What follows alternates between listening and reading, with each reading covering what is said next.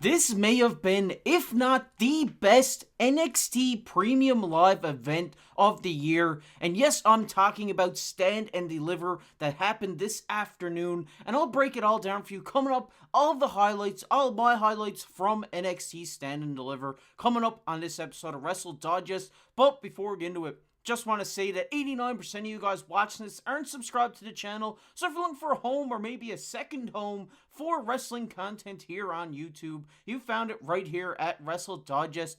But with that said, let's get right into it here, and the first match we are going to talk about today is the Wolf Dogs retaining their NXT Tag Team Championship against Nathan Frazier and Axiom. And yes, this was a great match in my opinion. I think it was a great way to kind of kick off the show here. Besides the pre-show match they did have between Joe Gacy and Sean Spears, I think that the Wolf Dogs and Nathan Frazier and Axiom really did put on a showing for the fans here to start the night. Obviously, Bron Breakker has been a highlight of NXT ever since. He's been breaking out here. He signed with SmackDown, and him and Baron Corbin, the Wolf Dogs, have retained their championship yet again here today at Stand and Deliver. There was a lot of great bright spots in this match, but I'm just going to bring you to one where Bron Breakker, as we know, he loves bouncing off the ropes. And I don't know if you can kind of see it in this picture, but as he was bouncing off the ropes, the ring shifted. The ring actually shifted in real time. He moved the ring. That's how much force and speed this guy has coming off the ropes, which I thought was great. The ending to this match was also amazing. We had Baron Corbin going for the end of days, but he ended up into a Bron Breakker spear, as we see here. Obviously, this did win them the match, retaining their tag team championships. The Wolf Dogs, one of my favorite tag teams to watch right now. Bron Breakker may be becoming one of my favorite NXT WWE superstars. I think this guy has a very bright future ahead of him.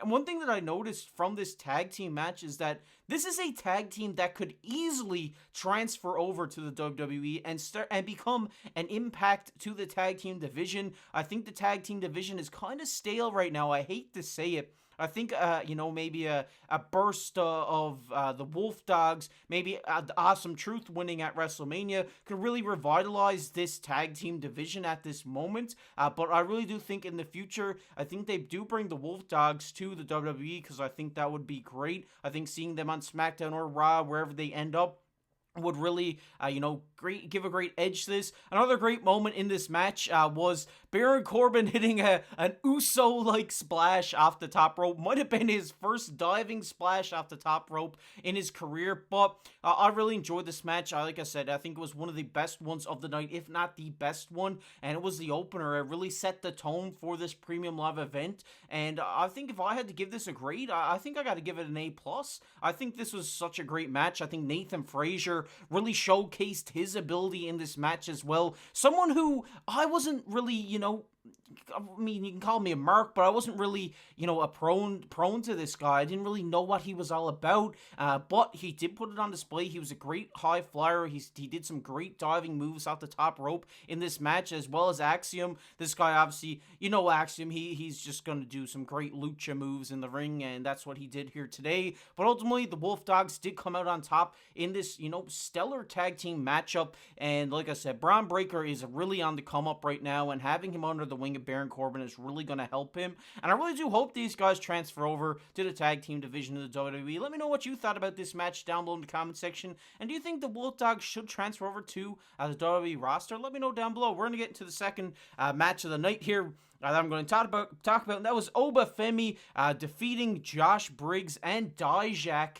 here in the triple threat match for the North American Championship. And I thought this was a great match, one that I wasn't really hyped up on going into, but they did really set a pace here. I thought this was a great match. Oba Femi looked really good in this match as well. Kind of reminds me of a Big E Langston before he was with the New Day. Just the powerhouse guy, and this is what he's building himself up to be. I think he's going to be a great wrestler, and he's going to transfer over to the WWE roster at the main roster at some point in his career. But I mean, Dijak looked great in this match as well. Josh Briggs, guy who I didn't really know going into this match either, but he did look great. They all had great moments in this match, and it all ended up with Oba Femi defending his North American Championship. And I think it was great. I think this, if we just take a look here, I mean, this was definitely the highlight of the match. Might have been the highlight of the night for some people. This was when Oba Femi stacked up Dijak with Josh Briggs up on his shoulders, and he hit him with a John Cena attitude adjustment type move. I think that was one of the great highlights of the night for me.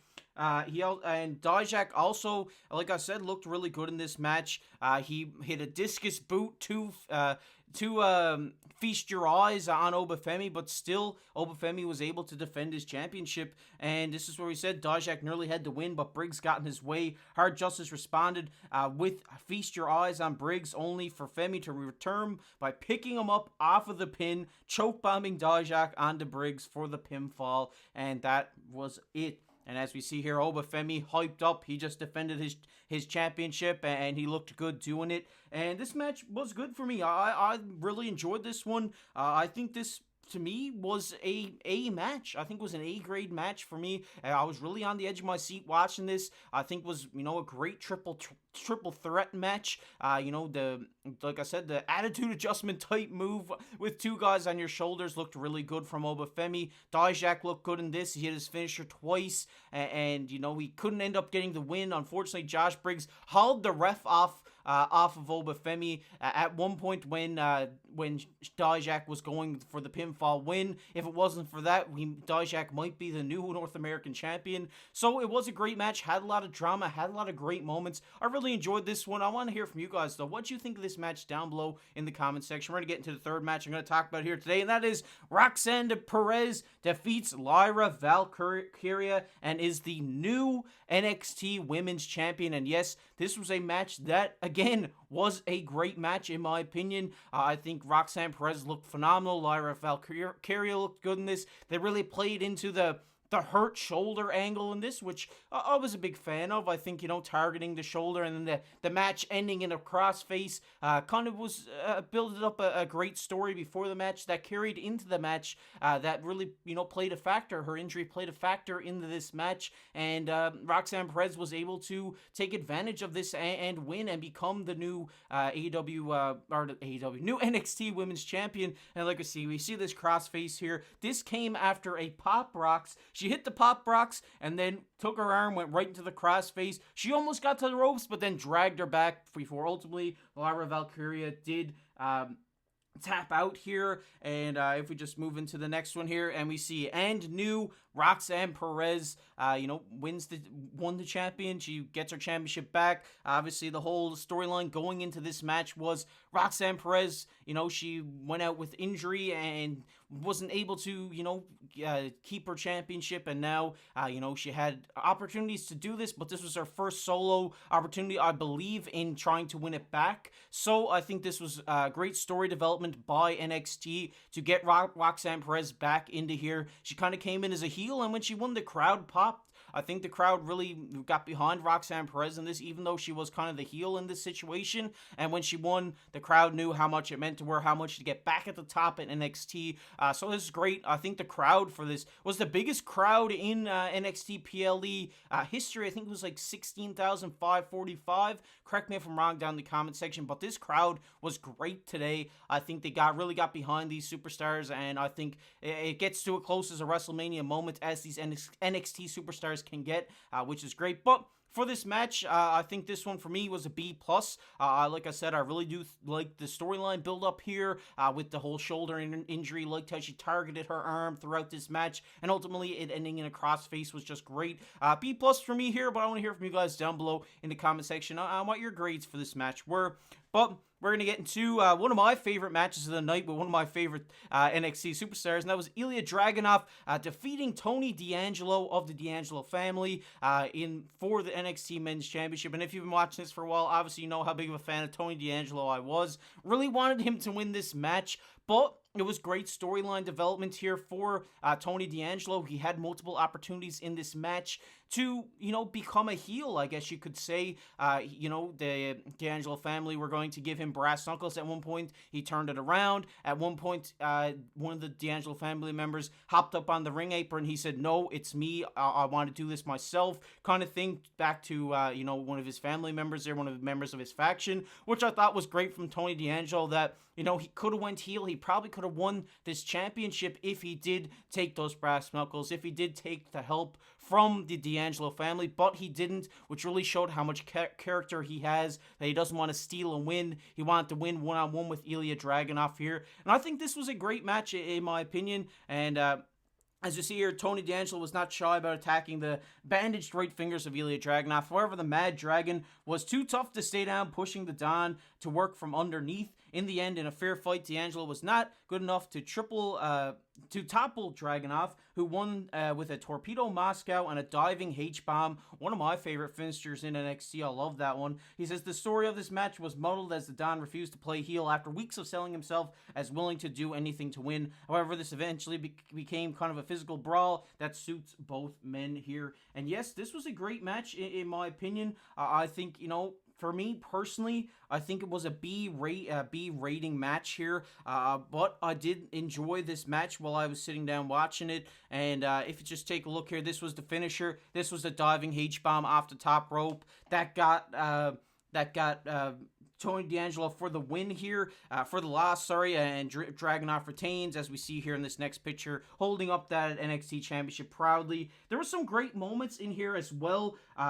Tony D'Angelo, the Don, came out to Sopranos type opening, which I was a big fan of. Him being that like Italian mob boss type character. I really thought that suited his character a lot. Also, Ilja Dragunov hit Tony D'Angelo with a H-bomb on top of the announce table, sending him through it, which I thought was another bright spot of this match. And I think it was great. I think at the ending, too, how he hit the diving H-bomb off, 1, 2, 3, and then at the end, they kind of show a little bit of respect with a handshake there. Dragunov was like, you could have played dirty, kind of like, you could have played dirty, but you didn't. Gotta respect that with a little handshake. I think that was great from both guys there. The respect between those guys, obviously, is a lot. And obviously, like I said, I'm a bit sad that Tony D'Angelo didn't win, but I like Ilja Dragunov, and I think he's going to be a bright star of the WWE main roster at some point of his career. I think he looks good. The whole build-up to this match was great as well, with the Sopranos type vignettes they were doing. I thought that was great as well. But I think Tony D'Angelo, I think he has a bright future ahead of him after this match. He really put himself on the map here, and I think this is great for both superstars here. Great match. B rating for me here, but let me know down below in the comments what you think. We're going to get into the next one here, which was the main event. Trick Williams defeats Carmelo Hayes, and obviously this match was hyped up a lot for WWE fans, NXT fans, and from the bell, the 16,000 plus fans in the Wells Fargo Center were fired up for this match. They were loud, they were cheering on these guys, and before the match even started, actually, Carmelo Hayes had the Trick Williams jersey retirement in the rafters on the video board, which I thought was a great addition to this match. He also came out with a Black Panther-themed attire kit on, and on the back he had whooped, which I thought was a little thing that maybe some people didn't notice. I thought that was a great ad from Carmelo Hayes as well. And obviously, Trick Williams came out, whooped that Trick, was loud and proud in the Wells Fargo Center with, Booker T giving those ad-libs on commentary, and Wade Barrett didn't like him so much, but I thought it was a great addition. But into this match, I thought it was great. I think Carmelo Hayes showed a lot of what he's made of here in his match, just flipping off the back to avoid some moves from Trick Williams. I thought that was great as well. I think him hitting the Mellow Don't Miss and Trick Williams kicking out of it was also a great thing here as well in this match. And obviously it all ended with Trick Williams sent Carmelo Hayes into the crowd early, and the brawl got dangerous quick. In the end, Trick kicked out of a nothing but net and planted Mello with the Trick knee for the victory. And yes, like I said, he hit the nothing but net, but he did kick out of it. And I thought it was a good match. B plus for me. I think the reason that it kind of took down the rating for me here, I think it was an A, but then it went down to B plus for me during the match. I thought the match was great. I didn't think they took too long for this match. I think it was the right amount of time as well. I just think the taking out of the ref twice was a little bit much for me personally. I think once, and where you get to see Trick hit him with the chair, bounce him off the mat with the chair a couple of times was great. I think, getting that payback for him, turning on Trick and beating his leg up with the chair was great storyline development here. You kind of get him back here in the sense where you get him and you're hitting him in the back there, bouncing him off the mat. But the second time, I wasn't really a big fan of it. I think if they kept the ref interference to maybe 1, I think that maybe pushed it up to an A for me. But I did enjoy this match. Thought it was a great main event. Obviously, if you've been watching this for a while, you know how big fan of Trick Williams and Carmelo Hayes I am. I think these guys are going to be future stars within the main roster at some point in their career. Carmelo Hayes was great. Another good thing to note about this match, it was the first time in NXT history where 2 African Americans main evented a premium live event, which I thought was great on behalf of NXT as well. And it was such a great heated rivalry that the fans were really into this match. And once, Trick Williams hit the Trick knee and pinned him 1, 2, 3, the crowd was on their feet. Trick Williams was fired up. It was just a great way to conclude this story arc. And now Carmelo Hayes can kind of transition into that main roster role, I do believe. But I want to hear from you guys down below. What were your thoughts on this match? I thought it was great. What was your thoughts on this whole premium live event? I think personally, this might have been one of the best NXT premium live events I've ever watched. I think, I was into it from the beginning with the Wolf Dogs and Nathan Frazier and Axiom, and it just carried on throughout. Even the match, with the 3-man women's tag team match, I thought that was, a solid match as well. A little mid-card match, but I thought everyone played a role there, and it developed a storyline as well from Thea Hale, and I think that was great as well from Chase U. But I think this whole premium live event for me was great. I had to give it an A+. I think they really hit the nail on the head with this one, and it really got me fired up for WrestleMania tonight. I think, having that little NXT start off Saturday morning to lead into night 1 of WrestleMania, I think that's great, and I think it really got me fired up for WrestleMania tonight with a great premium live event this morning. But I want to hear from you guys. What are your grades on each of these matches down below? What are your grades on the premium live event? Did you enjoy it as much as I did? Because I was a really big fan of this premium live event today. Let me know down below in the comment section, and if you want to check out a video we did yesterday or check out our WrestleMania predictions, it'll be popping up on your screen right now. But as always, I've been your host, KC. We'll catch you in the next one.